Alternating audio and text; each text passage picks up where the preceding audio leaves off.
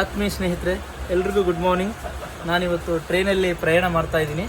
ಸ್ನೇಹಿತರೆ, ಈ ಬೆಳಗಿನ ಸಮಯದಲ್ಲಿ ನಮ್ಮ ಹಿರಿಯರು ಹೇಳಿರ್ತಕ್ಕಂಥ ಒಂದು ಮಾತನ್ನು ನೆನಪು ಮಾಡ್ಕೊಳ್ತೇನೆ.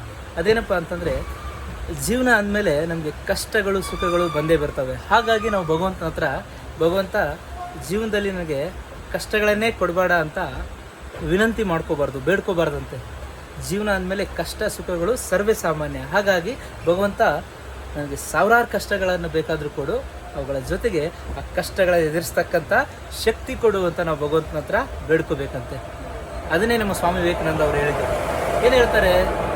ಕಷ್ಟಗಳು ಎದುರಾದಷ್ಟು ನೀನು ಬಲಿಷ್ಠನಾಗ್ತೀಯ, ಹಾಗಾಗಿ ಕಷ್ಟಗಳನ್ನು ತುಂಬು ಹೃದಯದಿಂದ ಸ್ವಾಗತಿಸು ಅಂತ ಹೇಳ್ತಾರೆ.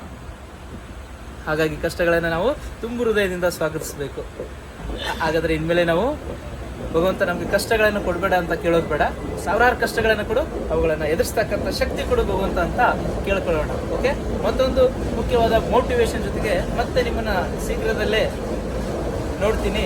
ಅಲ್ಲಿವರೆಗೂ ಟಾಟಾ, ಬಾಯ್, ಟೇಕ್ ಕೇರ್.